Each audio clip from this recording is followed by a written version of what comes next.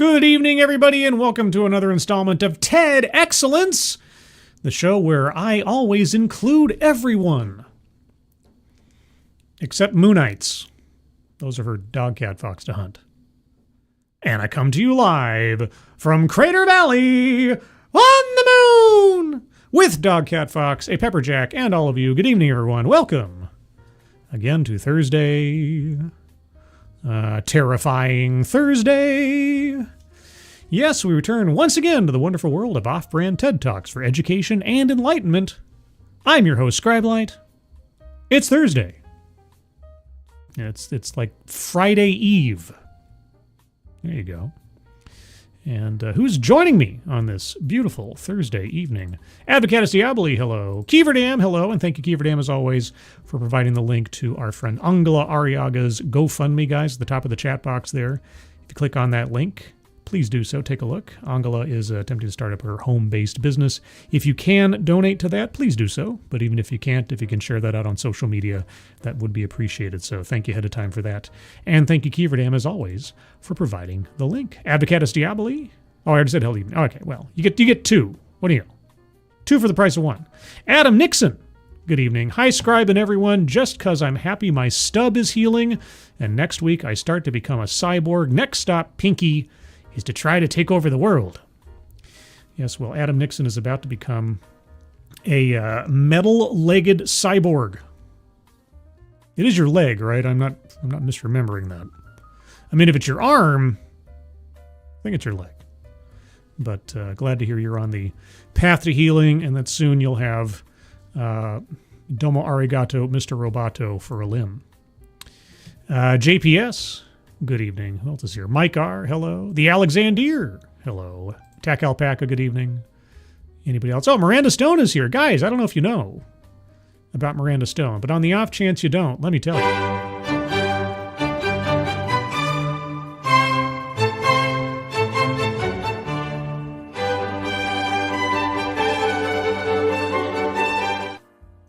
Adabisi, hello. I'll be chilling in the background. Well, that makes you a background artist. I think you can join the union now. Maybe. Green Badger Outdoors, good evening. Fostonia, hello. JB, hello. Who else is here? Anybody else? Left leg, says Adam Nixon. There you go. Left leg. Yes. Is it going to be like, is it gonna be like one of those things where you can have like cool, like badass designs on it? Like it's going to be a full prosthetic where you can get it like customized, or is it just going to be like a Lieutenant Dan sort of like aluminum pole with a foot at the bottom? Or do you get to have options? I don't know how this works.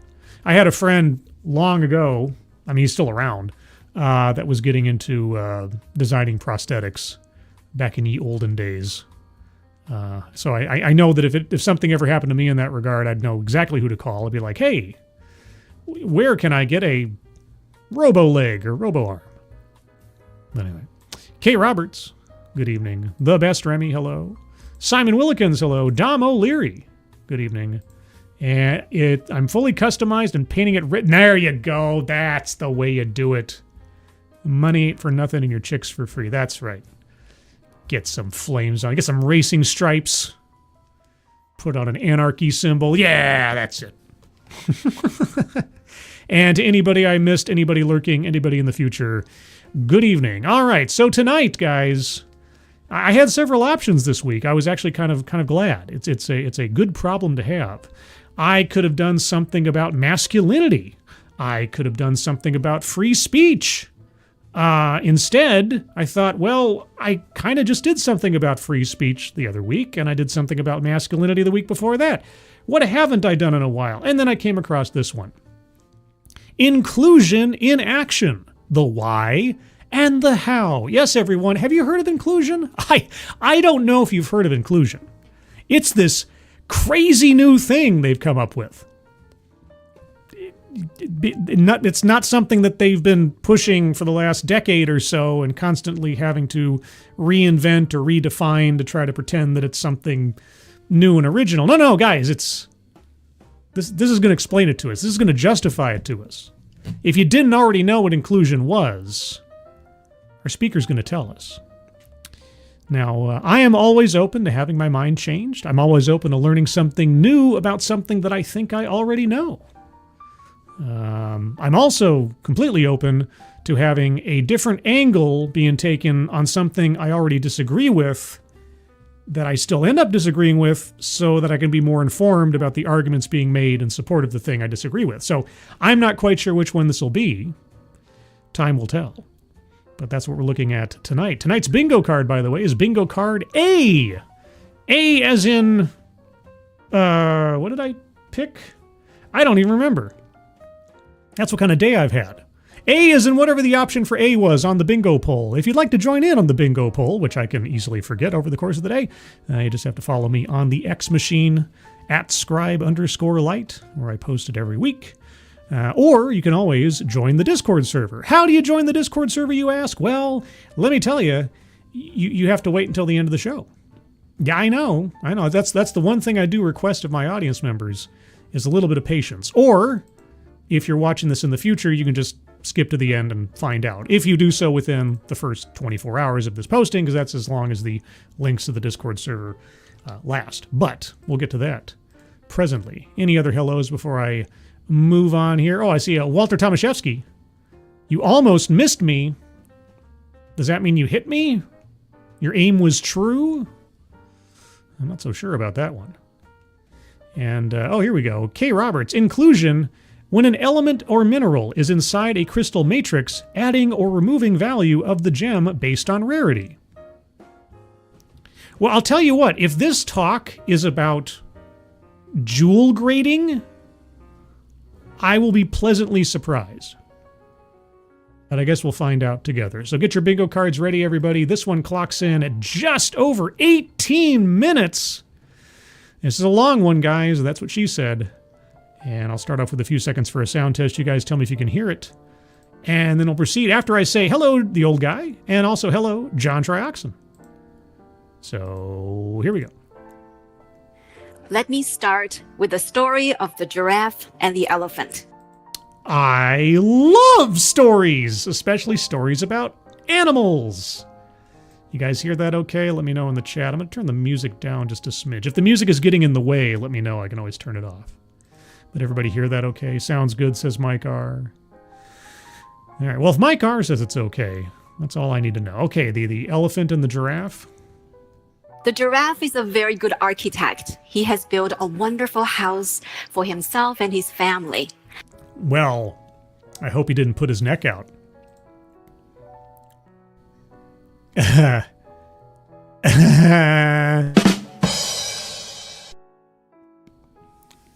house has high ceilings, high windows, and narrow hallways. One day, when he was working in his wood shop in his basement, with his hooves, he saw his new friend, the elephant, passing by. And he thought, how did he see the elephant passing by if he was in his basement? Oh, I mean, I guess the basement could have windows. Oh, I'd like to invite the elephant over. So he did. Okay. And the elephant very happily accepted because he's also a good architect, so they can work together. Wow, what are the odds that both a giraffe and an elephant would both be good architects? You know, there's only so much disbelief I can suspend. But when the elephant was trying to enter into the door, he got stuck. Oh, well, it was a house designed for a giraffe, so it was very tall, not very wide. Because the door was too narrow. Yeah. And so they had to take down some panels and finally squeeze the elephant in. And then the elephant is faced with a whole new slew of problems, and his trunk accidentally knocked over furniture, and when he was walking, he broke the staircase. Well, sounds like the elephant needs to go on a diet. So the giraffe saw this, and he said, well, looks like you need to take some aerobic classes down the road. And hey! Well, what do you know?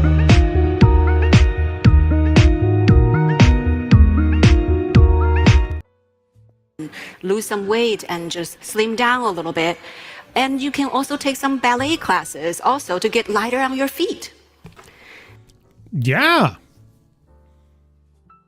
This is a terrible metaphor. The elephant said quietly, "I'm not sure I'm the problem.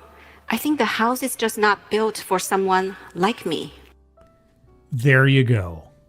And it doesn't have to be.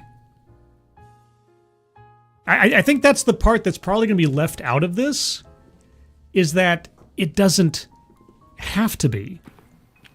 So the story was originally told by Dr. Roosevelt Thomas Jr. The story does a really nice job in terms of helping us to see intuitively how a house built for the giraffe wouldn't work for the elephant. Yeah, and so maybe the elephant needs his own house that accommodates his needs. Because, unlike certain ball caps you can buy at the sports stadium, one size does not fit all. The giraffe actually has a choice here. The giraffe can say, "It's my house. I'm not going to change a thing." Yeah, it's his house. Making changes in your space for the rare instance where somebody who is completely in need of other accommodation, when it's your house and not a public space, you're right. The giraffe would be right.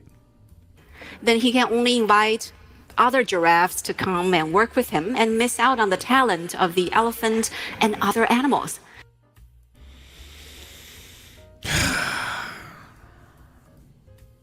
This is a terrible metaphor. Let's see. We haven't even hit anything on the bingo card yet, have we? I don't think so. No, we're still in sort of fairy tale land, so not quite yet. Also, a couple more hellos that I see as people come in. Alan Thyler, good evening. Morgan King, hello. Let's see. Or he can say, "I'm an architect.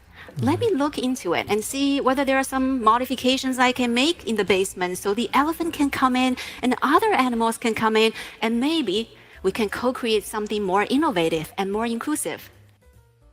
How about somewhere else than my personal domicile?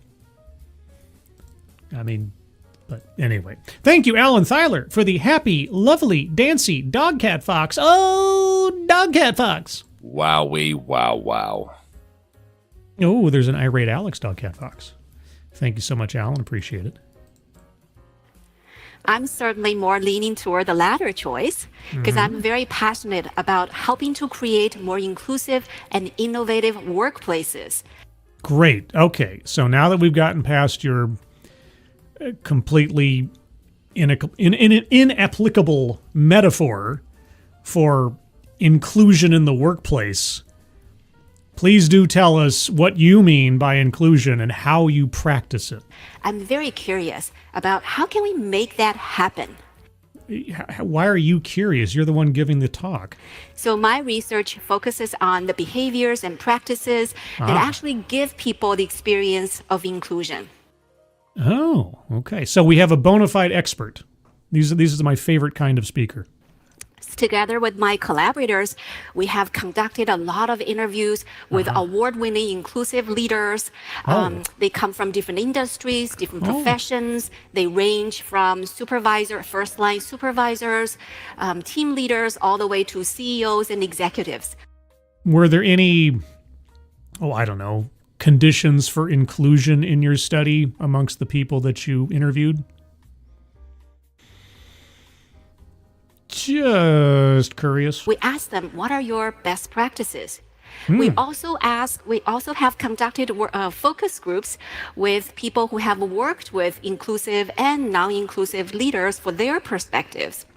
Inclusive and non-inclusive leaders.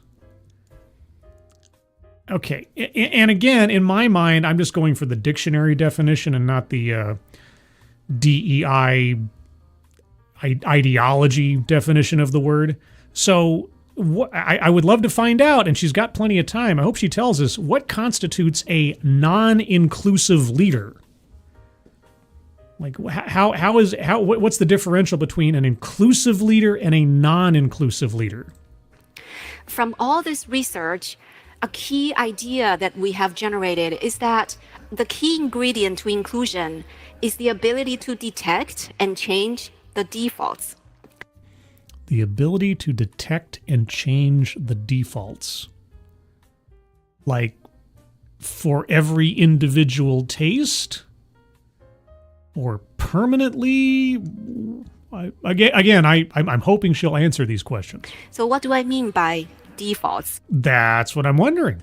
It's like something in this picture. There's only one path to the forest. There's only one path to the forest. Okay, for those of you listening at home, there's now a slide on the screen. It said, how might defaults hinder inclusion? And then there are 4 boxes.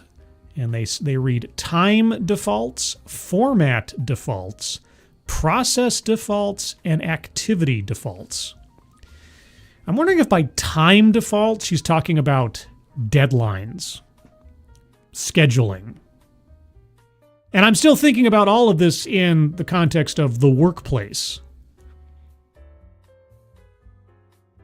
Yeah, I'm very curious to hear how these can be modified to accommodate different people.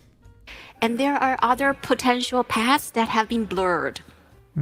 So in real life, we have a lot of default practices like that have been established for a long time. We have taken them for granted, and we think they're the solution versus one of the many potential solutions. Okay, now, please, as I asked so many times in the past, give us an active example, even a hypothetical example, but preferably not with cartoon animals as the stand-ins. Give us an operational example in the workplace of what you're talking about. So some of the solutions or defaults are helpful. For example, standard operating procedures, which really helps us to streamline repetitive tasks. But there are some defaults that are not very helpful. Examples, please. They systematically or repeatedly disadvantage and inconvenience some people. I'm going to be doing this a lot during this, aren't I? Examples. Give us an example. I'll give you some examples. Hey! For example, in a consulting firm, their regular staff meeting is at 8 a.m. in the morning. Okay. I have a weekly whole team meeting at 10 a.m. on Tuesdays. Every Tuesday, unless we've been given notice elsewise. And so I'm always prepared with both my report of my activities in the previous week and the things that I have to accomplish if they're out of the ordinary for my regular tasks in the week to come. And I'm ready to go at 10 a.m. on Tuesdays every week. So I can empathize with the idea of a regular meeting. Okay. It works perfectly okay for some people, but it systematically become a challenge for people who have elder care or child care responsibilities. So they can submit their reports and everybody else can meet at 8 a.m. and their reports will stand in for their attendance. That's what a normal boss would probably do. They just need more time to... No, they don't need to inconvenience everybody else's schedules. They just need to make sure they have all the information available to their boss for the sake of the team meeting each day. A reasonable leader would make accommodation for that by, not penalizing them for their lack of attendance. They don't need more time. It starts at 8 a.m. So unless you can say, oh, well, everybody would be available at 9 a.m., so we'll just move it an hour. Is that what you mean? Get out the door in the morning. In a manufacturing firm, a long-standing tradition is to have these executive town hall meetings where executives give their updates, information about the organization, and ask for input. Yeah. And what... I'm already starting to get a headache. It's just like, wait a second. Okay, we have an 8 a.m. team meeting every morning.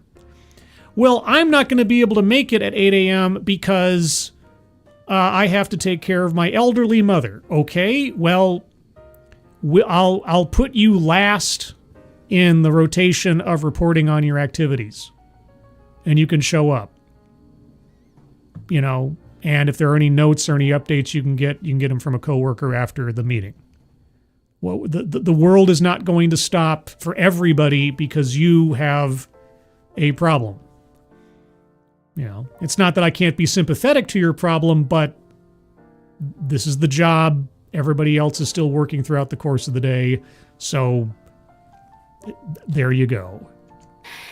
This kind of format is very natural to the office workers because they're used to it, Yeah. but they're very difficult for factory workers to participate. The timing, the location, the format, it's just unfamiliar to them, so they're less likely to participate. Yes, as we know, factory workers are just incapable of changing their schedules or understanding a different setting of... What? Another example would No. Okay. These are examples of what? These are examples of having scheduled events, scheduled tasks. And you're saying, well, some people might have at least in the first instance, a completely explicable and understandable complication. Okay, and you make accommodation for that person, but not outside the schedule of everybody else. All right, you've introduced some hypothetical problems. How would you propose to solve for these problems is the next step in this. Would be something maybe all of you have experienced, which is team meetings. Yeah, like I say, every week. All of the meetings have the unstructured discussion format. No. My team meetings are the furthest away from unstructured. We meet up at 10 a.m. every Tuesday. We have a set order of who reports for various reasons. And everybody knows when it's their turn because we go around the circle, so to speak. Everybody reports on what they were up to in the week previous, what they're working on now, and or what they have going on in the week to come. And then any questions that come from the boss or any input from anybody else, and then we move on to the next person. And then by the time we get to the last person, which is usually the boss, just giving any updates or announcements as things go, we're done. We're usually in and out in about, hour and 15 minutes, sometimes an hour and a half at the most. It's very structured. It was always, even when we were like at the office prior to the lockdown, it was always very structured. But maybe my company is just a unicorn. Where basically whoever has an opinion, you can raise your hand and you voice your opinion. Those look neutral, but in actuality, we ended up with people with the loudest voice or have the highest seniority. They speak up the most, and their opinions are considered the most. Well, they would be because they have the most seniority and probably have the most control over the other people below them. So if their opinion is, no, we're going to work on this today, then you should probably listen to that person. Or you can make sure that it's understood that everybody's going to get their turn to talk. It's a very simple solution. And it's got nothing to do with inclusion as some kind of like novel concept. But I don't know. Versus people who are quieter or people who are more junior, even if they have valuable perspectives to share, their opinions may not be given due respect. Well, maybe they don't deserve respect because they're junior. Maybe they don't know as much. It all depends on the context. But okay, again, what would you suggest as a solution? Or consideration. Mm-hmm. And in some organizations, they also have default social activities. For example, some organizations have hunting trips. Hunting trips? Okay. Admittedly, I'm sure that they do. I can't say that I've ever been in a company that had team building hunting trips, but okay. As their social bonding exercises. Some organizations have golf games and some have activities with lots of alcohol. I'm sure that some do. Uh-huh. So these probably have established long time ago, and they are attractive to a core group of people. Mostly men. Hey, I'm just kind of, I'm kind of extracting the implication here. Hunting and golf and drinking, a core group of people like those kinds of things. Also, hello, Angela Ariaga. Hope you're doing well. And I think I saw somebody earlier. One second here. Let me see if I can find it. There we go. Abdicast Diablo says she also mentioned systemic things. Did she say systemic? Did I miss that in the flow of it all? If she did, then we have a square to circle. So can I get confirmation on that? Also, Kieverdam says, I like drinking. Oh, okay. Do you like golfing? Do you like hunting? Do you like golfing while you're hunting? And drinking while you're golfing? I mean, otherwise, I don't know if you can join this club. Oh, boy. But they're not very attractive to a wider range of employees in these organizations. Uh-huh. Okay. I myself have been invited to quite a few trivia games that are quite interesting, but their default is U.S. cultural knowledge. I was born and raised in China, so I missed out on the U.S. cultural knowledge part. So maybe if you went, you'd learn something? I don't know. Test your knowledge. Learn something new. Let's just say, despite my enthusiasm, I was never the first pick for anyone. Okay, that sounds like a little bit of bitterness. So these defaults... I'm circling plays victim. Right there, circling plays victim. Nobody ever picked me first. I was never picked to be on the trivia team. Circling plays victim, circling free space as a result of that, too. Let's go over the bingo card real quick and remind ourselves what we're listening for. Collectivize his own demographic. Not specifically yet. Systemic or institutional? Well, Advocat has said she said systemic at some point in their systems.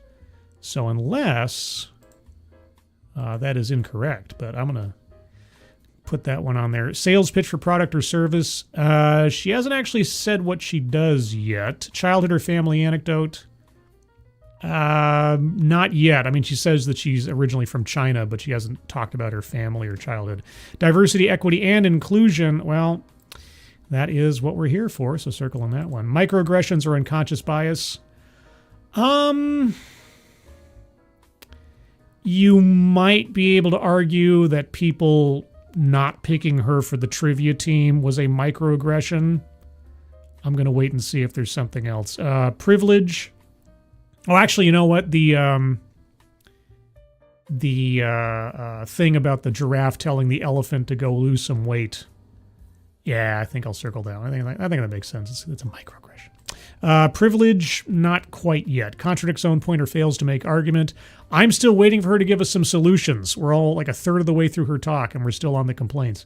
Patriarchy, it's implied by the hunting, golfing, drinking thing, but I'm going to wait and see. Deceptive statistics, she hasn't given us any statistics yet. Economic disparity, no. Feminism, not quite yet. Marginalization, that is implied, but I'm going to wait and see if she uses the words. A list. Yeah, the graphic that she put up had a list of obstacles or a list of complications for pathways to inclusion. So circle that one. White supremacy, not so much. Word salad. We're getting close in a couple of spots. Self-vilification or wretchedness, not so as you'd notice. Weightless example or non sequitur. That giraffe elephant thing is such a terrible metaphor for what she's talking about. I'm going to circle that one. Attempt to coin new buzzword, buzz phrase, not yet. Mind reading assumes motives. And we'll see. Benevolent condescension. Anecdote that probably never happened. She's given us hypotheticals and a fairy tale so far, so no anecdotes. And lastly, leaves out vital context. We'll wait and see, because really it's like, okay, you set up all of these potential scenarios and things. How would you solve for the scheduled team meeting? How would you solve for the quiet voices in the room versus the loud voices? We'll see if she gets theirs. So far on the board, guys, we have systemic, institutional, diversity, equity, and inclusion, plays victim, microaggressions or unconscious bias, free space, a list, and weightless example or non sequitur. Remember, this is bingo card A. And moving on. Are not very helpful. Oh, sorry. Let me back up a little bit because I did cut her off, apparently. Okay. It's never the first pick for anyone. So these defaults are not very helpful. They can be, depending on how they're leveraged, But to be the most effective, we need everyone actually in the organization to feel they're seen, they're heard, they're valued, and they're empowered to fully contribute to their workplace. All right. Tell me how. Some people would say, well, it's nice that we are inclusive of everyone, that we change defaults so that everyone is included, but I don't have the time. I have deadlines to meet, projects to do, and I have people to take care of. I'm going to need some more context by what that means. How is, quote unquote, being inclusive a strain on any one individual's ability to do their job?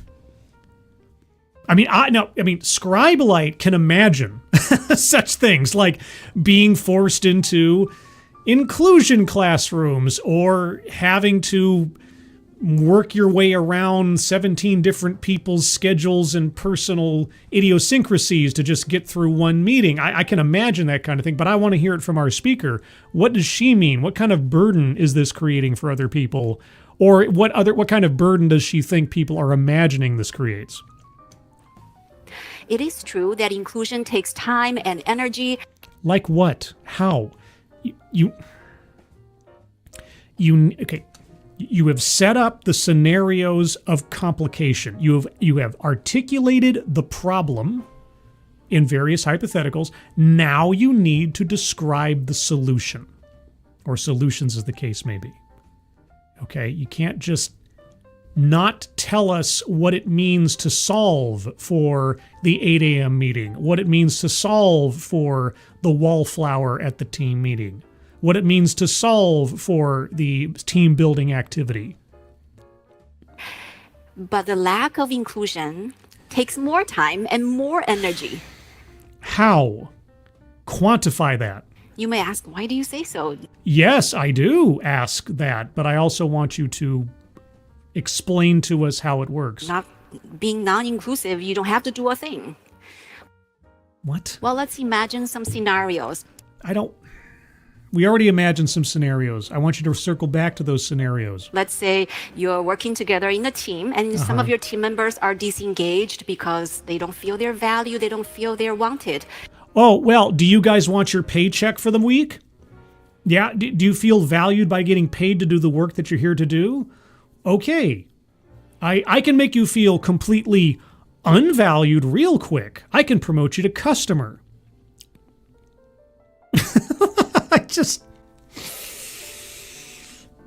I feel unvalued.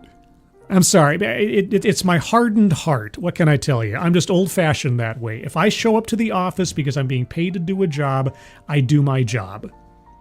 If I've got some kind of problem with the management, if I think I'm being treated in some, incorrect way or unfairly or something, then I take it up either with my supervisor privately or, depending on the circumstances, maybe I go to HR. It all depends.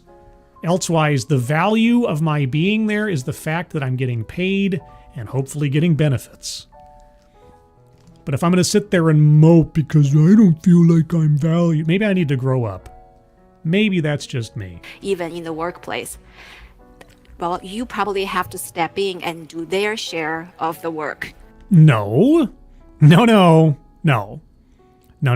I don't step in and do their share of the work.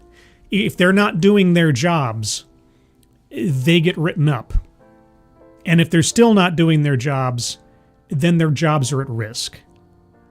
If they don't like it there, if they don't feel valued, well, then they can apply for a different job in the company, have seen if some other department will take their entitlement, or they can just move on somewhere else. Where is the personal responsibility part of this equation? Let's imagine another scenario where Yes, I can imagine a scenario where there are people on my team who are so entitled and so lazy that I have to pick up the slack for them. There's a quick solution for that. The solution for that is not placating to their immaturity. It's just not. That's not worth my time.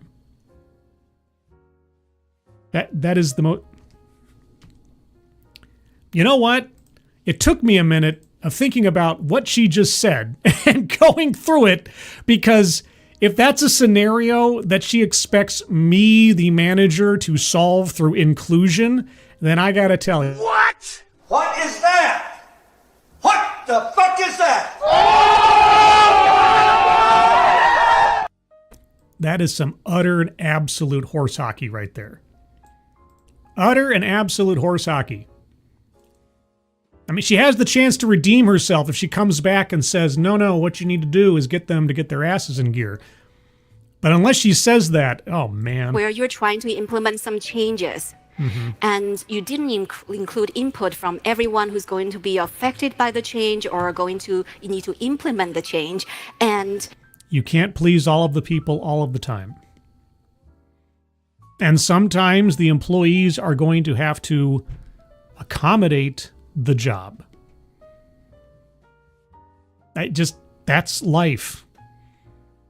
You know?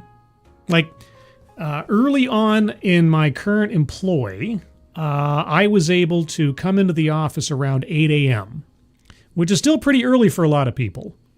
But it was relatively convenient for me. That was still like starting a school day kind of thing. Well, then the client moved their offices to the East Coast. They were no longer on the West Coast. And so now they were 3 hours ahead of where I am. And consequently, I had to start making adjustments to my schedule to still get my responsibilities done on behalf of the client. So I started having to get up at 4 a.m. so I could be ready to start doing stuff at 5 a.m, which used to be my 8 a.m. I didn't want to, but that was the nature of the beast. That was the requirement of the job. And it really wasn't a matter of there was a choice. So I adjusted, because I'm an adult who is being paid. I have an obligation and a responsibility. I am just an old-fashioned fuddy-duddy here, aren't I? Jesus. you may end up with spending more time trying to manage the resistance to the change than managing the change itself. If I have to manage that much resistance, again, when does the responsibility fall upon the paid employee to accommodate the job that they are being paid to do?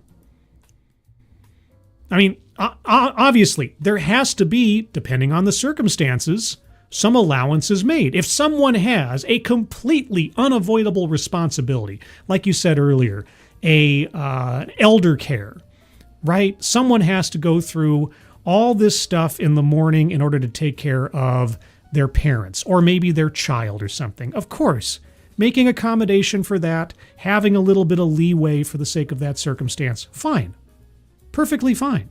But as a default that anyone who pushes back at all on something, you as the supervisor or the boss, you have to start jumping through hoops for everybody's little this, that, and the other. Come on. Come on. That's not how the world works. That's not how the world should work. Or another scenario, let's say you're developing new products and someone on your team noticed a potential defect in the product. Noticed a potential defect in the product, okay. Although everybody else was saying, oh, it's great, it's going wonderful. And that person didn't feel free to speak up because they're not sure a different voice is welcomed and they're new. And so they didn't say anything. Well, then they're being irresponsible. And they could always submit a note privately if they thought that maybe they'd embarrass themselves. There are different pathways to solving this problem than like, oh, I'm just too shy. I feel as though my voice is not going to be valued. I'm going to remain silent. Well, that would be their negligence, wouldn't it? Now, imagine if that was the case on like a construction site or something. Somebody said, hey, I think there might be a flaw in that concrete mix. Oh, but maybe my voice won't be valued. And then you may be stuck with a very costly fix later down in the product development process or even after the product has gone to market. And if it was the person's responsibility in the process to say something about the quality of the product before it went to market, it would be on them for having failed in their responsibilities. But of course, that would then fall upon their supervisor because, as you know, when does an individual's personal responsibility come into play here?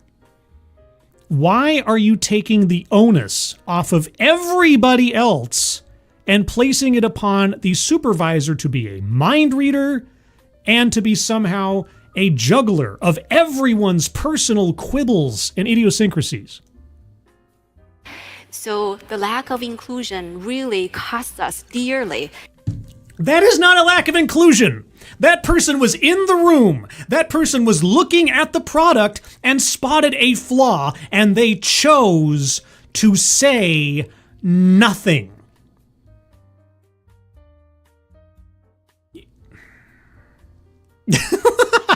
God. Just, you get those moments where you feel like your intelligence is being insulted, and it is. Also, the dead man. Hello. Good evening. Anybody else I missed along the wayside? Kaishel. Hello. Is Kaishel over on the X machine? Yes, she is. Everybody, I forgot to mention, I'm also simulcasting over on X. So if you have an X account and you see the streaming over on there, please do retweet it. I'd appreciate it. And maybe someone else will too. I need to get that reading rainbow sound effect. Like when I... Anyway. Psychologically and economically. Wait. Psychologically, economically. Uh-oh. Economically? What? Lack of inclusion really costs us dearly. Oh. Psychologically and economically. Well, yes. If someone is deficient in their responsibilities of spotting a defect in the product and it costs the company a ton of money in the process, yeah, I guess that would be an economic hit. And again, whose fault would it be? And also, even physically. So in one study, researchers used fMRI machines to look at people's brain activity. In one study. And what they found is that when people experience social exclusion, the same brain region that's associated with physical pain also lights up.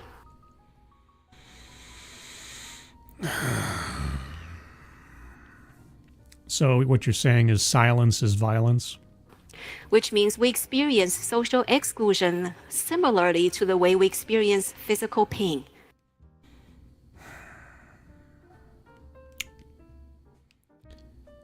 Okay. What do you propose as a solution?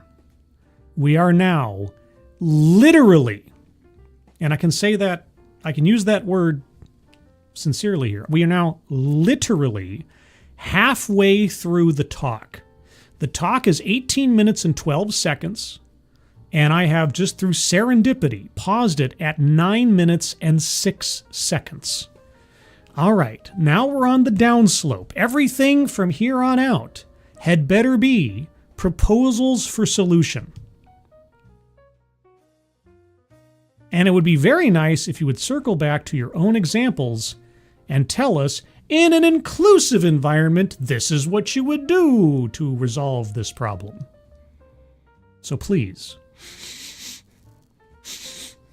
Also, somebody is toking up right now in the building or just outside of it. Great. So in addition to everything else chemically right now, I'm going to get a contact high. Wonderful. And over time, such social exclusion can lead to worse health outcomes, such as leading to increased chances of chronic illnesses and even premature death. Yeah, sure. Okay. All right. Okay. Fine. Yeah. Also, racism causes blood clots. On the contrary, inclusion has this buffering amplification effects. When What? individuals do feel included, we're more likely to be engaged in the work at hand. We give it 100% of our effort rather than 30%. You're still not distinguishing between somehow the fault of the supervisor versus the entitlement and laziness of the employee. Solutions, please. And we're more likely to voice concerns, voice our true thoughts, pointing out the product defect rather than hiding it. And so our teams can benefit. And our team makes better decisions because the team is trying to hear and utilize everybody's perspectives. If I was a supervisor in such a situation and I found out after the fact that someone had spotted a defect in the product and it went to market or became, used somehow and was only discovered after the fact, and that person willfully kept silent, they would be fired so fast. They'd think it was last Tuesday. That example that she brought up is just the most ridiculous thing. It's just, man, Faustonia, who is not a ridiculous thing. Thank you so much. With the contact high, hopefully there is no random drug test at work in your near future, Scribe. Hey, good luck, dude. Appreciate it, Faustonia. I doubt it. Fingers crossed, knock Formica. But, I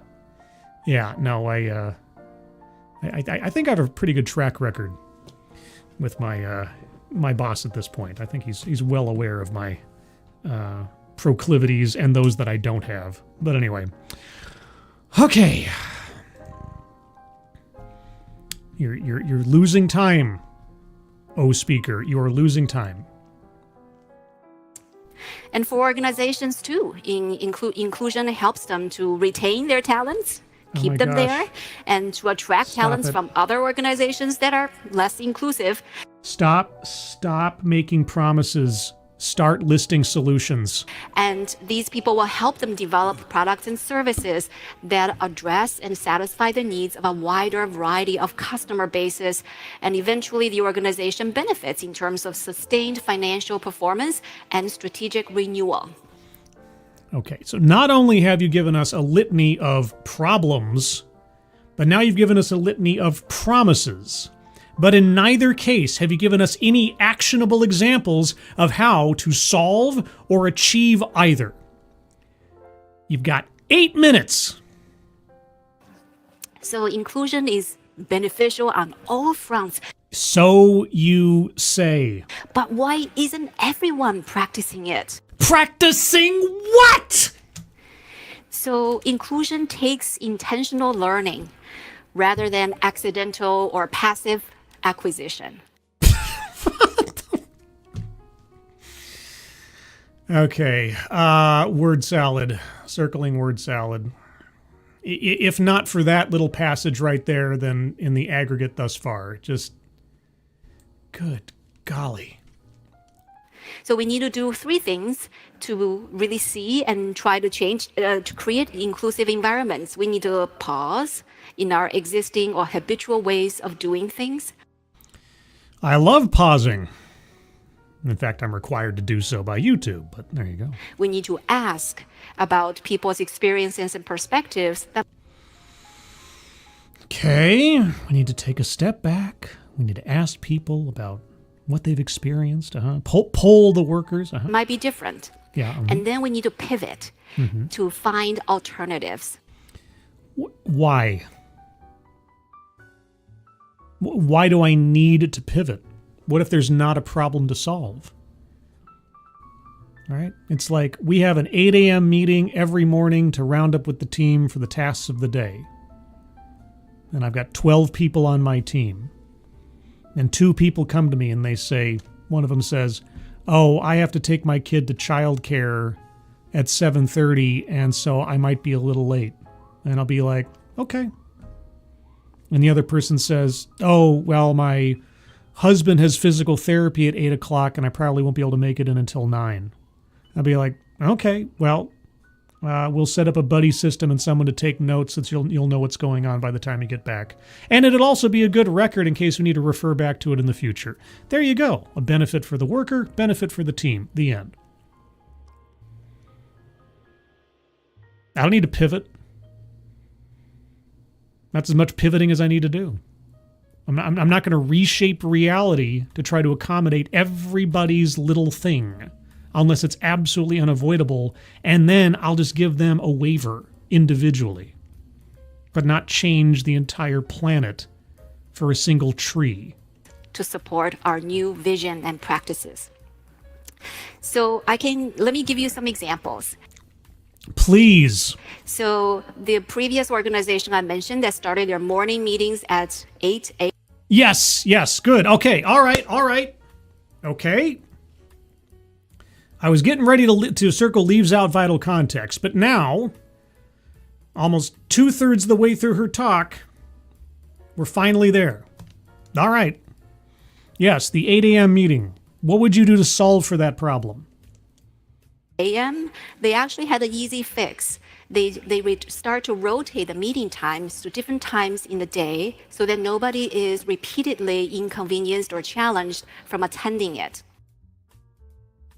Rotating it at different times.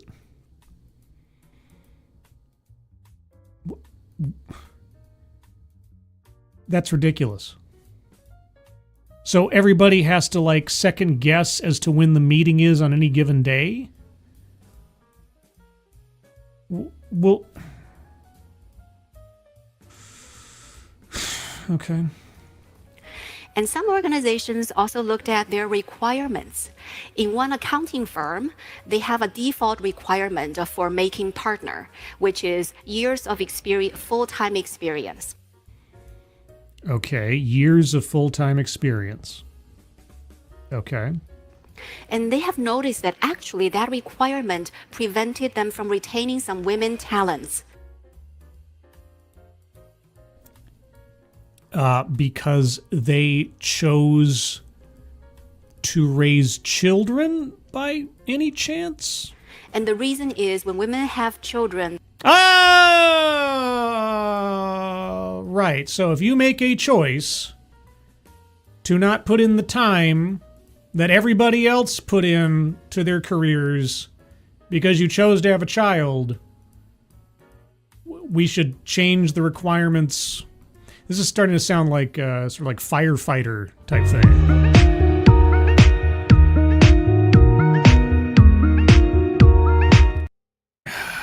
Uh-huh. They likely, some of them, become part-timers. And so, consequently, they end up having less experience and less focus on the work, but they should still be able to earn a partnership in the company. And this prevented them from being considered for promotion to partner. Their decisions, their personal choices prevented them from becoming a partner. Did I say becoming? Okay, I don't know if it's the pepper jack or the contact high. I don't think I should be slurring my words that badly. Maybe a little bit. Becoming? Anyway. When it comes their time to be evaluated, and so they left. And so that was their choice. It was their choice to have children, and it was their choice to leave. I think we should be glad for the agency of women, wouldn't you say? The partners got together and they want to know, what is it really we're looking for? Dedication and experience. I mean, if you're going to make partner of a firm, that's a pretty big deal. In most instances, that's a pretty big deal. You better be in it 110% to be a partner in a firm. But okay. And they realize this, it's not full-time work experience, it's more the value added. What values are these potential partners bringing to our organization? No, the first point of contention was we don't have enough women here. So now you're trying to rationalize and come up with justifications for changing your requirements to allow people of lesser dedication and lesser experience to achieve the same end as someone who did dedicate their time and have the experience. Just be honest with yourself. Don't try to beat around the bush. You're trying to fill a quota based on gender. That's it. That's it. So now you're trying to reverse engineer a moral or ethical justification to no, just stop it. Some people bring value by being great business go-getters, and some people bring value by building great teams, and others bring value by leveraging technology to increase effectiveness. That doesn't necessarily mean they're partner material. So they really need a collection of different talents. They really need to lower their standards, is what you're saying. And that's not me saying that women are thus a low standard. I'm saying is that they're changing the requirements to accommodate someone when they've made a decision that runs counter to the requirements of ascension. Right? Giving somebody a step up as a pity move.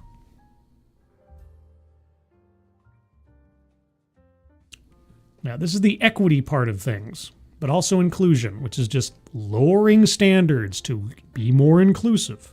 It's like a sports team. You want people of different sizes and skill sets to be together rather than the same kind.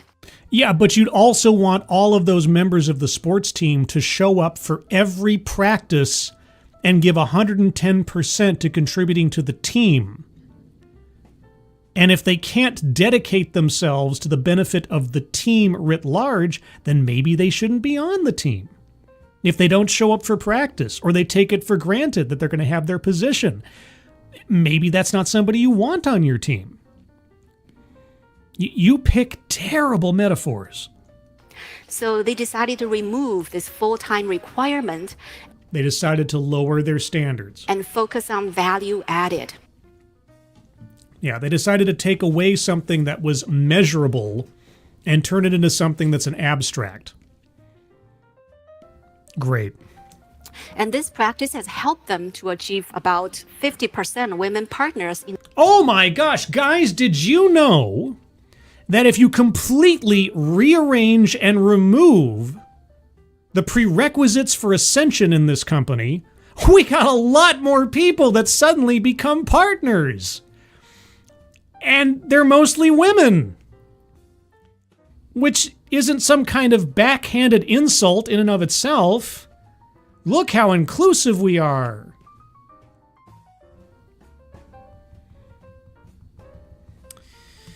Okay. In their organization, and they have been doing really well financially because... Have they? Just because women became partners? Because they're able to retain talents, both in men and women. Because as we know, in accounting, there are inherent skills that only women possess and only men possess in accounting. Some organizations restudied or looked at their processes, like in team meetings. So they changed this default, whoever has an opinion can speak up kind of process. And just went around the room and everybody gets a turn. One team started to use this just very simply round robin approach. So we'll go around the room, everybody gets a chance to contribute. Oh my God.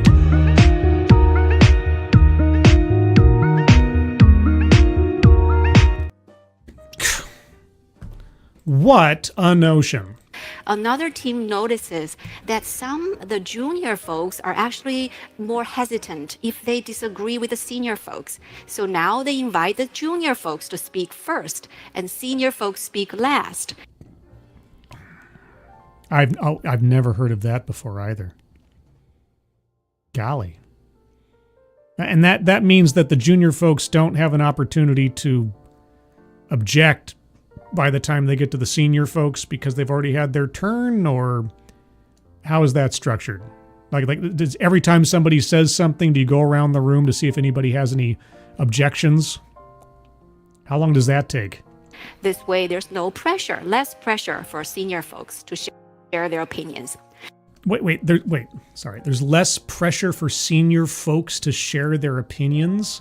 Why would senior folks feel pressure to share? What? And senior folks speak last. This way, there's no pressure, less pressure for senior folks to share their opinions. In another team, they thought about, since not everybody speaks up, why don't we put everyone on the agenda? You mean like a round robin? You have a large agenda item or a small agenda item, and everybody then gets a chance to speak.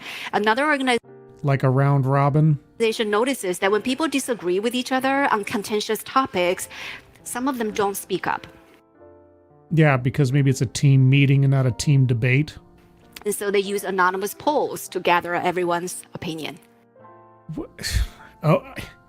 I would need context for when and how this would make any kind of sense, but I guess we're not going to get that, so I'm going to circle leaves out vital context.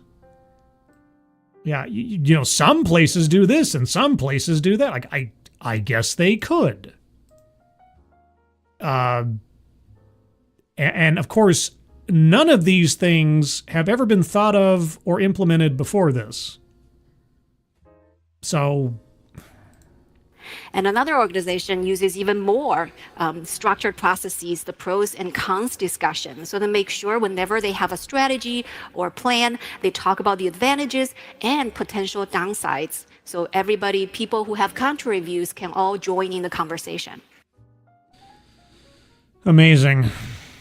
Some organizations redefine their social activities, like this real estate agency. They used to have golf games as their go-to off-site social event. Now they have bowling games. That's much more appealing to a wider segment of their employee base. And okay. People use the opportunities to build relationships off-site. What if I don't like bowling? What if I don't like putting my feet into somebody else's shoes?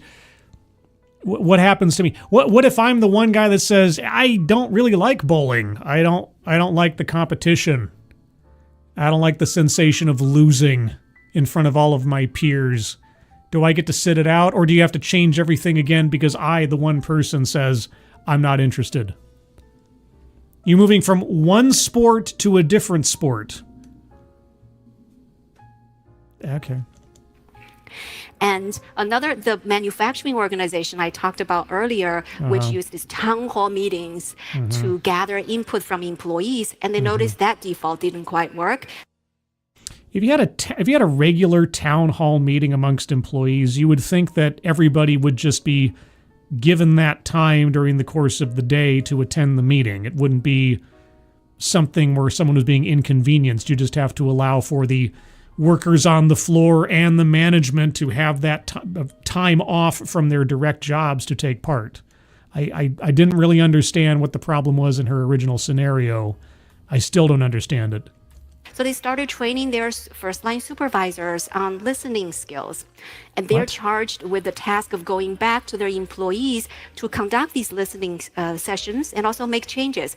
So after 3 months' time, the managers reported back with at least one change that they have made because of the listening sessions. And change of what?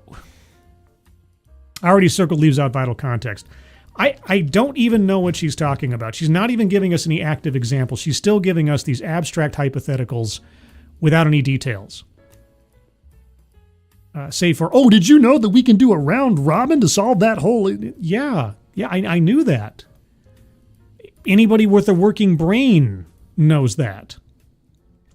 This really helped them to improve morale, engagement, and reduce defects. See, that would take a whole extra or separate talk to go through the details of why that makes any sense or what problems it was solving. This lady has 6 more minutes than your average TEDx talk, and yet I'm sitting here feeling like I'm listening to any other TEDx talk that just does not tell you anything that is useful. And it almost feels like she's avoiding giving details because she doesn't have them or something. Thank you again, Fostonia.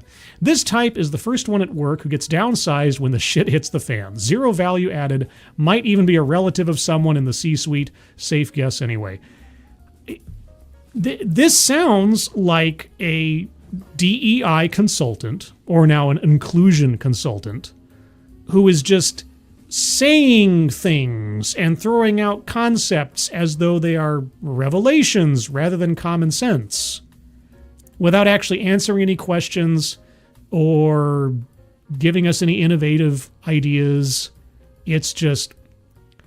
And somehow the entire world has to shift around 1 or 2 people's life choices. Right? It's like, oh, well, you know, we don't have enough female in our partnerships. So let's just remove that whole prerequisite of having to be a full-time dedicated employee and just come up with excuses for why someone is valuable enough to be on the partner team, even if they're not here enough, or they've made decisions that don't put the partnership first. And we'll just say that they... I mean, look at Susan over there. She's really good with computers. Obviously, that's partnership material, but just by itself. That's a value add. Susan, you know, token... here you go. Jeez. Can you imagine making partner in your company because somebody like thought you were more valuable as an aesthetic addition to the partnership group than because of anything you could actually offer? A little insulting, don't you think? Anyway. Some other organizations look at how people work together. For example, this one organization that you won't name or give us any specificity about. They thought, well, the usual way we learn to work with different styles or is called cross-training. Another person is through trial and error. Such as? It's kind of costly, right? And time-consuming. We make some mistakes and then we realize, oh, this person wants to be communicated less often or through email or through phone or some other means. So they ask the question, can we be more efficient? Can we set a standard that everyone is expected to abide by, and if you don't like it, then tough, you have to adjust? That kind of thing? We make this more intentional. So they use something called Getting to Know Me manual. Getting to know you, getting to know all about you, getting to like you, getting to hope you like me. So basically, everybody keeps a document that's shared with everybody else. And in the document, there's information related to something like how I'd like to be communicated with. When you see me walking down the hallway, you will bow and scrape before the floor and address me as Mr. Cottlesworth. And then you may go on your way. If you must communicate with me, I demand semaphore from across the cubicle room.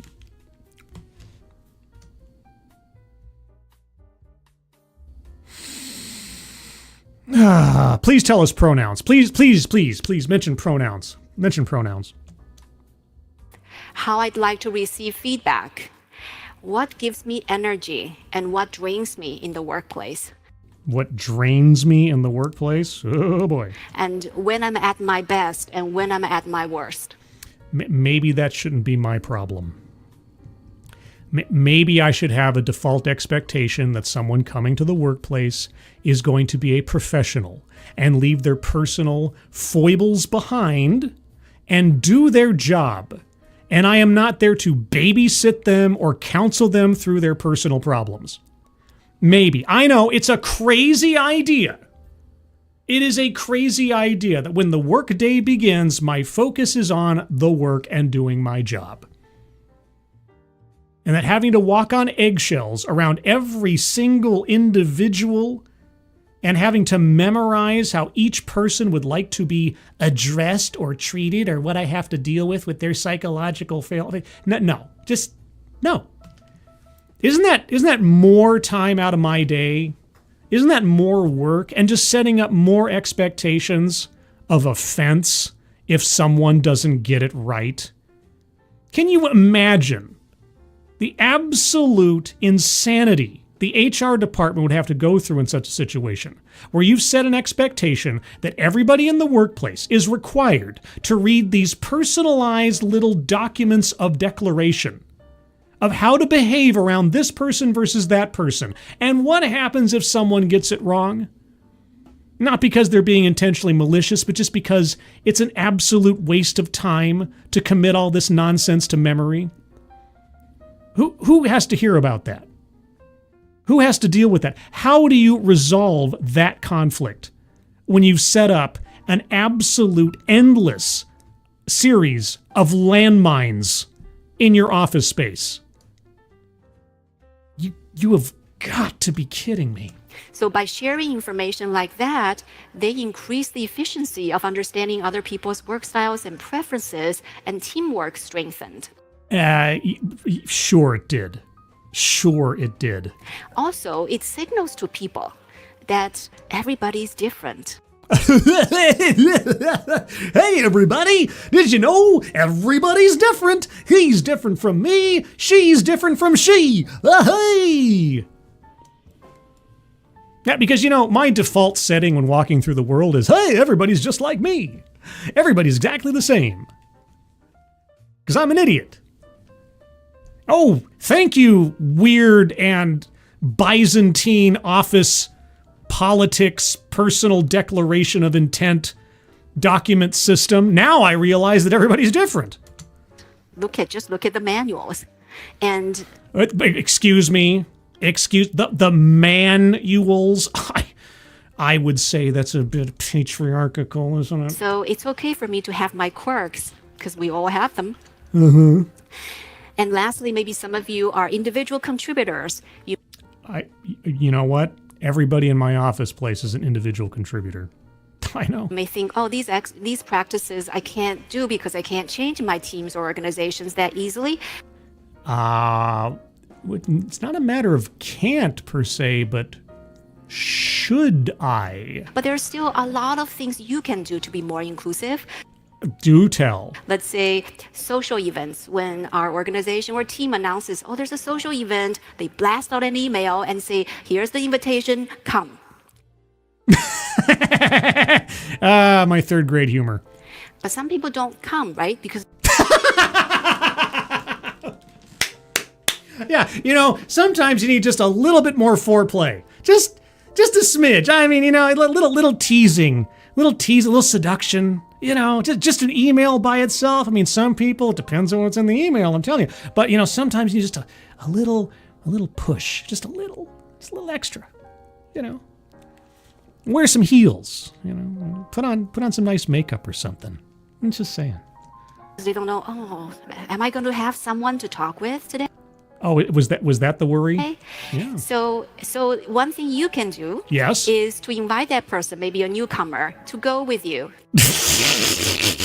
Newcomer. Together to the social event. So they know at least there's one person I can talk with today. Or maybe people just need to grow up. I know, I get it. My default setting in massive social situations is usually wallflower. I'm not a very social person in crowds and noise and expectations, and especially if I'm around strangers. Just like, how quickly can I extricate myself from this situation? I I'm not the greatest social animal in that regard. So I get it. At the same time, though, if my work is saying show up to this thing, unless it's optional, then I will show up and I'll just grin and bear it and say to myself, it's a 2-hour-long event. It's a lunch. It's a get-together, whatever. I will just go through the motions and get it done because I'm an adult. I don't know. Maybe that's just me. And you never know how much you can learn from it. It's true. So these are just a few examples they are poor examples. have time to share today. You had 18 minutes. You had 6 minutes above the average TEDx time. You had plenty of time. You spent it dithering over abstracts and nonsense. We're only limited by our willingness to explore and our imagination to let go the unhelpful practices and create something better. So you say. So next time, when you're about to say, we've always done it that way, I would like to invite you to pause and ask you these questions instead. What are some other options here? What have I always done the same way? Well, let's see. I set the time at 6 p.m. Pacific, 9 p.m. Eastern for this show. I tell everybody ahead of time with usually about a day's notice what it's going to be about. So if you're at all interested, even morbidly so, you can attend. Of course, it's here recorded, so you can watch in the later time if you don't have the time to do it. So I can accommodate for anybody's, scheduling problems. I always say hello to everybody that I can at the beginning. I tell everybody what the bingo card is. I give a little intro about the video or why I chose it, in part because I want to explain my thinking process, but also because I know it takes some people a little time to show up when these things start, because YouTube sometimes doesn't notify people. So it's kind of a buffer zone for allowing people to attend, kind of an inclusive practice. And then I play a few seconds to see if everybody can hear it okay, because I have had audio issues in the past with these things, and so you never know. And then I just kind of go on. And then after the thing's done, we do the bingo roundup, and then the show's done. It's a very formatted, predictable, sort of, I think, comforting way of doing it. Okay, everybody. I have a special question for you after this is finished. A special question for everybody present, okay? Oh my God, I'm already changing format. Okay, so as soon as she's done, as soon as she says thank you and we get that, reflexive applause, I'm going to ask you all a very important question. So hold on to your hats.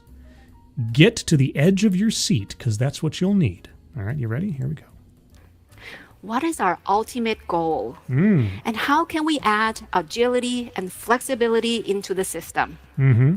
By answering these questions, you may start to discover a whole new world. A whole new world. A new fantastic point of view.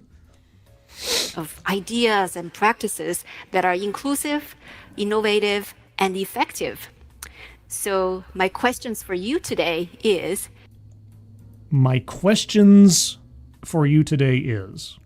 Okay. What are some default practices in your environment that no longer work for everyone? And what is one default you can help to change? Well, you know what? She stole my thunder, because that's what I was going to ask you guys. Okay, guys. I listed off all of the default elements of a TEDx broadcast.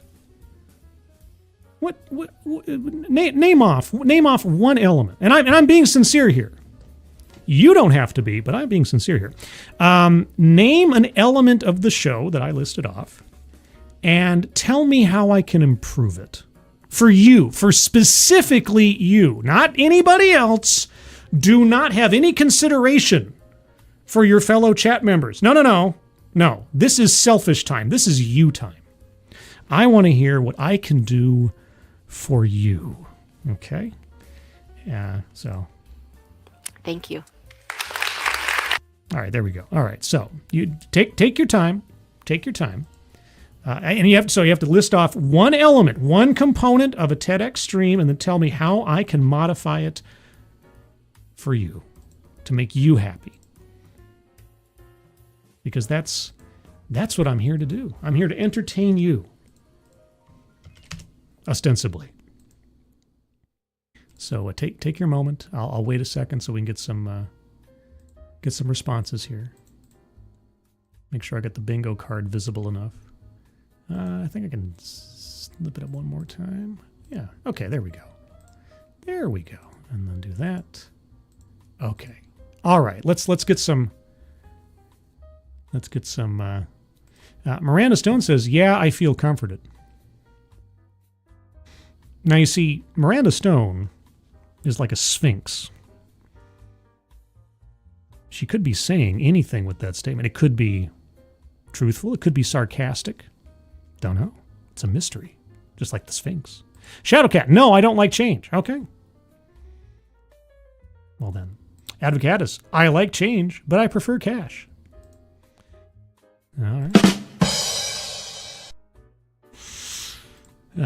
Keeverdam, 100,000 things. Oh, yes. A whole new world. Walter Tomaszewski, my cats are enjoying this. George from on top of my bed. Philip from on my front room carpet asking for tummy blubs. Oh, tummy blubs. Advocatus, say hello to us at the end of the stream. Oh my gosh. So I start the show. I say, this is TEDXcellence, Crater Valley on the moon. I explain why I picked this show or this particular episode, tell you what bingo card it is, and then just go into it. And only give hellos to those who have stayed all the way to the end of the stream. Oh my gosh. Old Guy Gamer, or the old guy. Where is Lexi Matz? It has been quite a while since Lexi's been around. I don't know. Has anybody heard from Lexi recently? I hope she's okay. Because if she showed up right now and she said, I'm late, start over, I'd probably start over just for her. Actually, I think she might be the one individual in the past where I've completely thrown out format just to accommodate her demands. I think that might be so. Angela Ariaga, you could sing Rainbow Connection when it's over to help recover.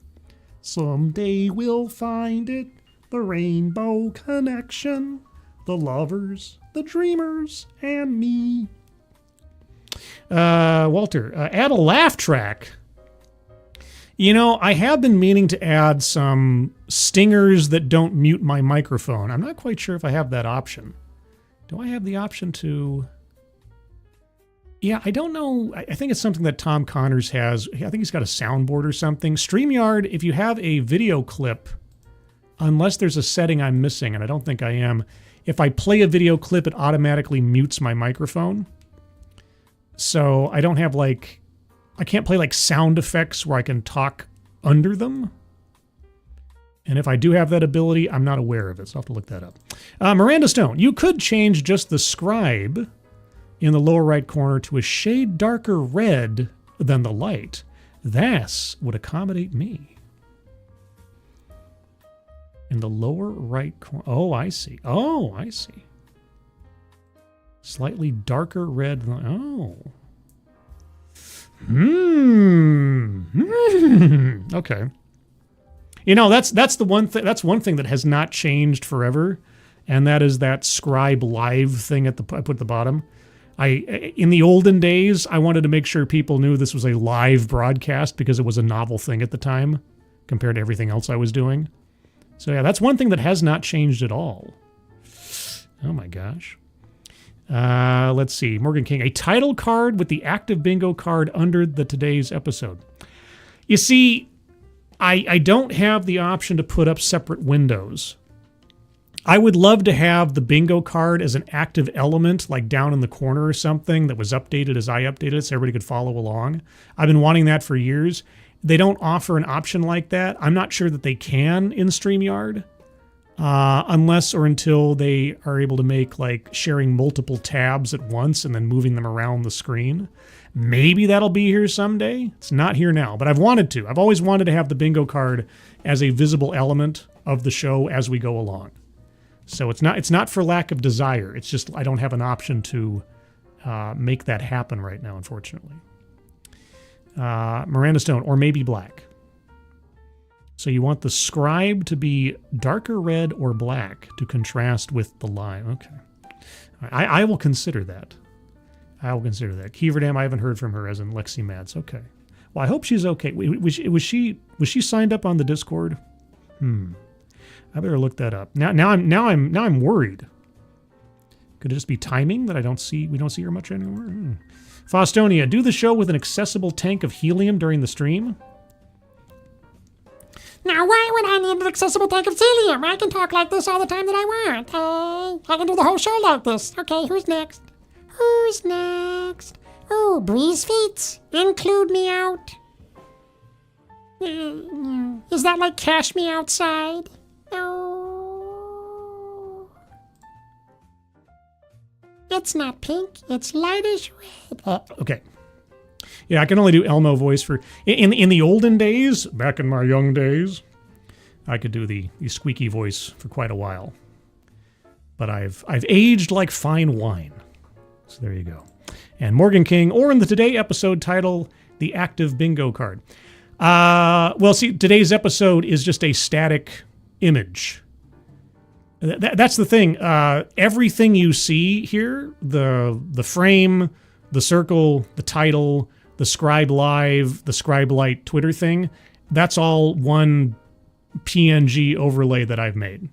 It's all one thing. It's not an active window. It's just... And so I can't update it on the fly. It's a saved overlay. So that's that. That was my innovation for doing something that StreamYard did not supply.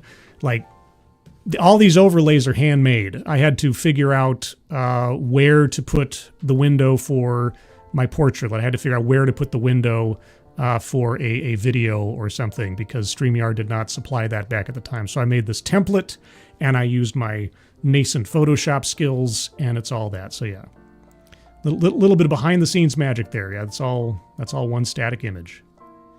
But anyway, what's this? Scribelite, put your avatar on the right of the bingo card. I would find it more pleasing. Can I actually move myself on here? I don't think I can. I think I'm stuck. So unfortunately, no. But anyway, to the bingo card. Thank you guys for your input of everything that you asked for.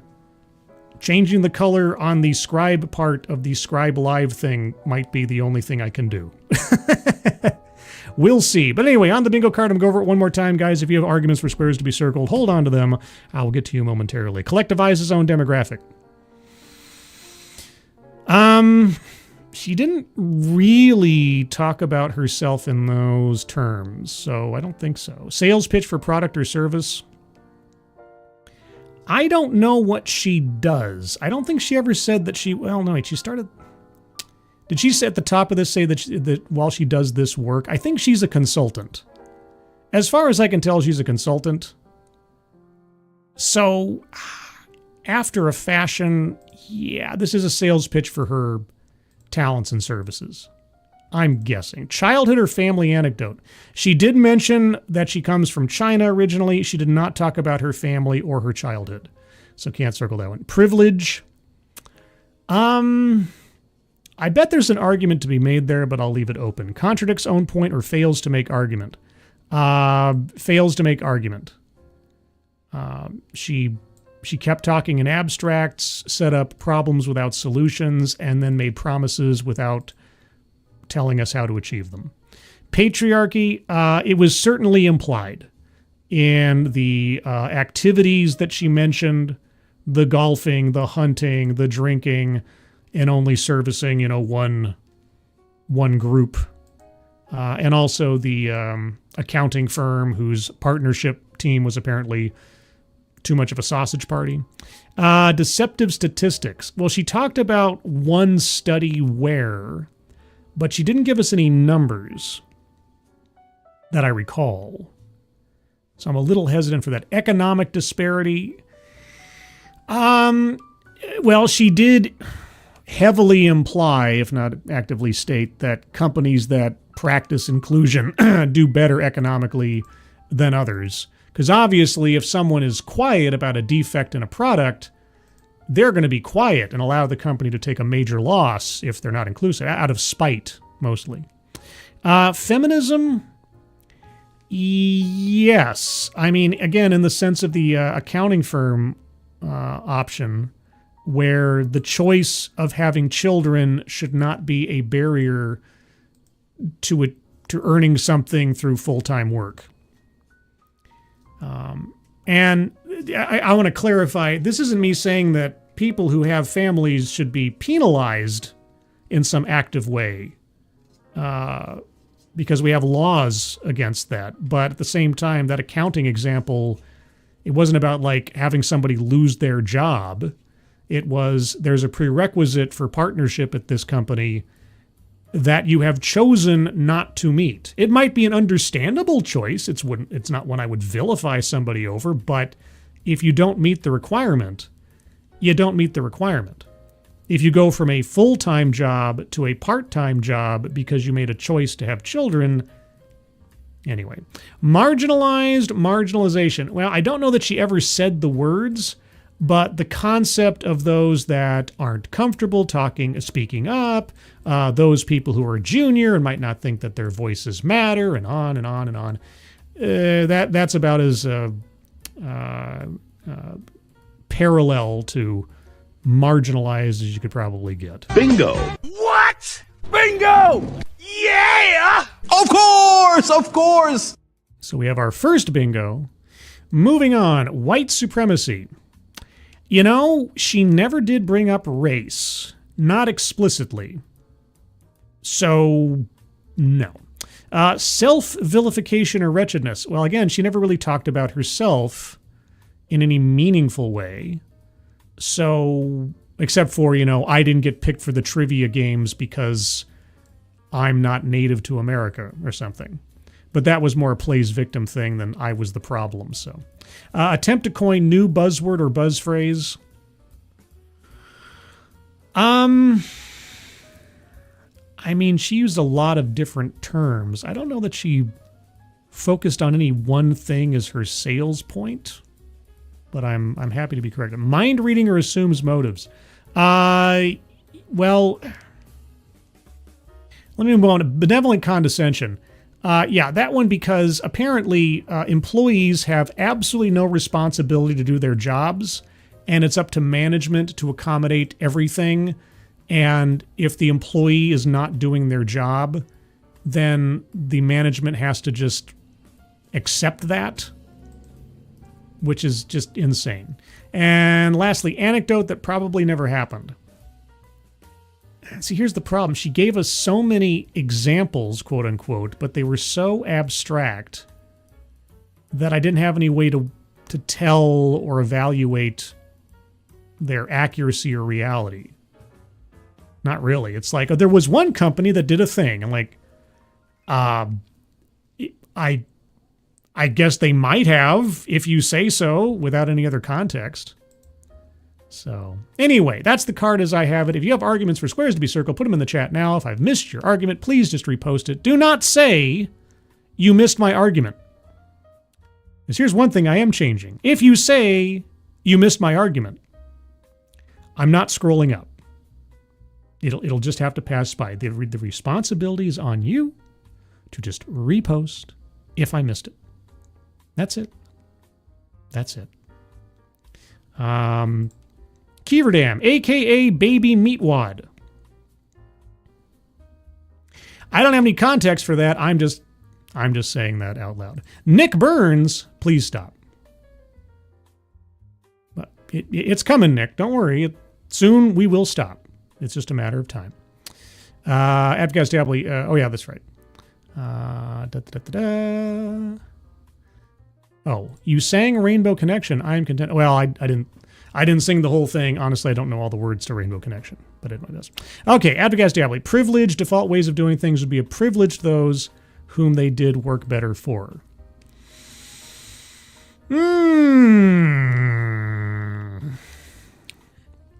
Or ipso facto, by not accommodating the one-off or edge case individual in your company, you are privileging everybody else or something. Yeah, okay.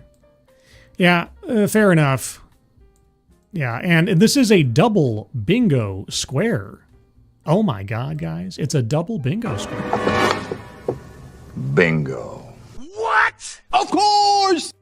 Oh, won't somebody please? Bingo. B-I-N-G-O. Okay! Right? Double bingo. Oh, I didn't update the card. Pardon me. There we go. There you go. There's your double bingo. Forgot to refresh the page on the card there. All right.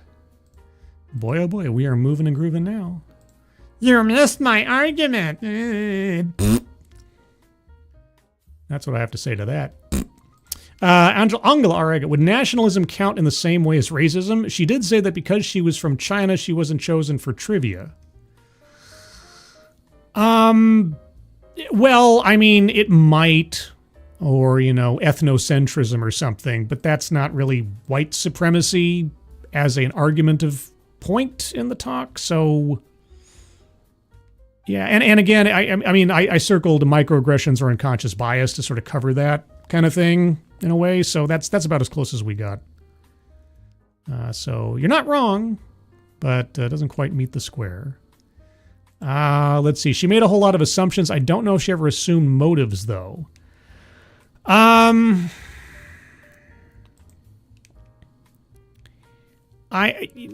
She kept that awfully vague. Like, everybody has these sort of default things that worked in the past. So she was kind of passively, aggressively understanding of just old patterns holding true. So if there's an example of her mind reading or otherwise, I guess I'd need something more specific. Anecdote that never happened: an architect giraffe building a house and having a conversation with an elephant. Okay. I'm letting that one go. For even though it was a bad metaphor, it was a metaphor. So, Walter Tomaszewski, Scribe, put your avatar on 23 screens at an arena presenting a K-pop band and sing Rainbow Connection. Do I have to fake a Korean accent or something at that point? Because I think then I could be accused of something untoward. Okay.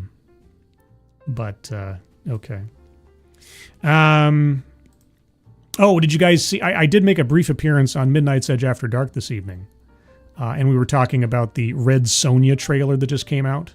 Red Sonja, for those of you that don't know, is a character that was originally created by Robert E. Howard. Robert E. Howard, the author of the Conan stories, as well as a character called Solomon Kane.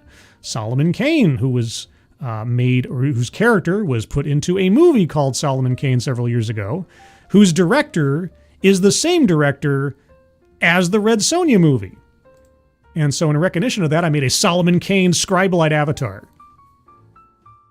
And when I made this Solomon Kane Scribelite avatar? Right there as I was sitting on the panel for Midnight's Edge After Dark. Yes, as Andre went through his review of the trailer and everything else, I was doing some quick Photoshop work. I think it turned out pretty good. And so I'm showing it off. There you go. A little variety in your life.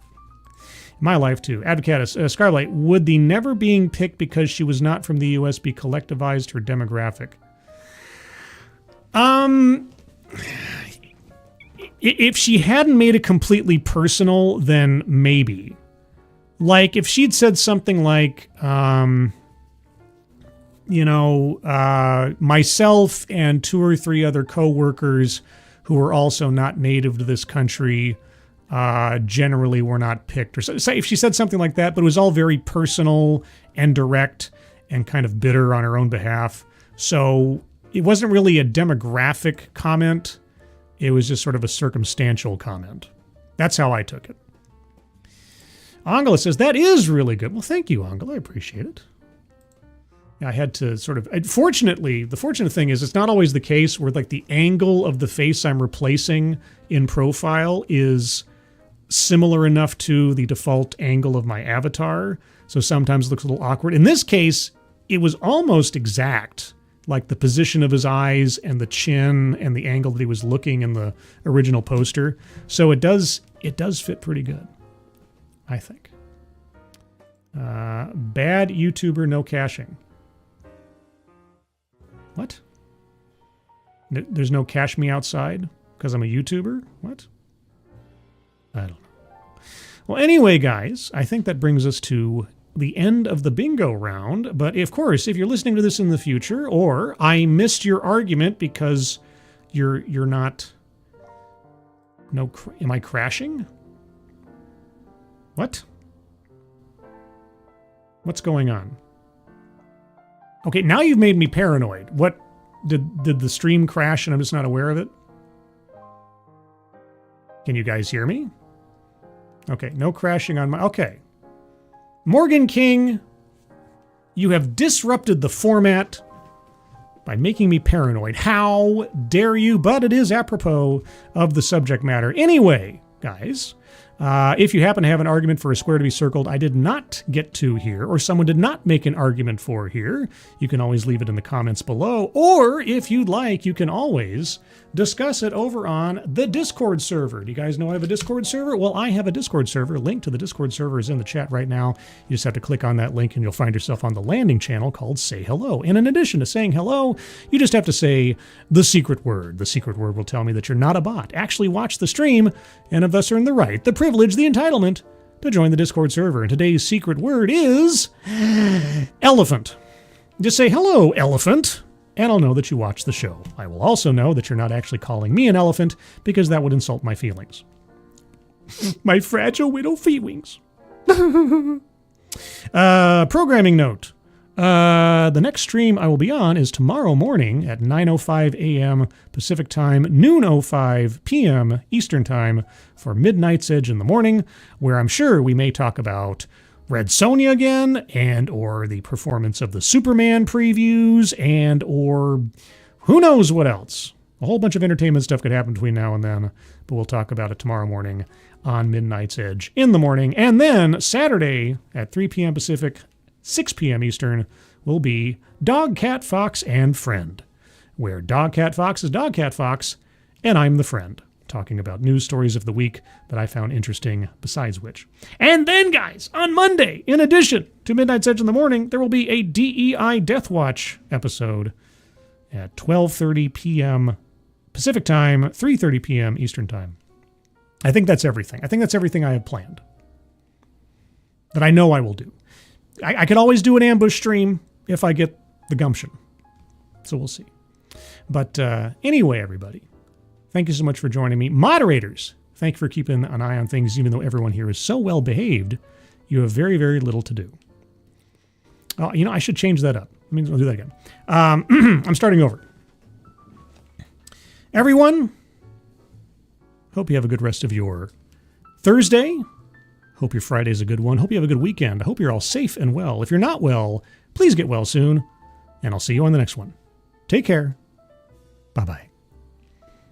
Everybody who donated, either to myself or to the GoFundMe at the top of the chat box, thank you guys so much for donating. Really appreciate your generosity.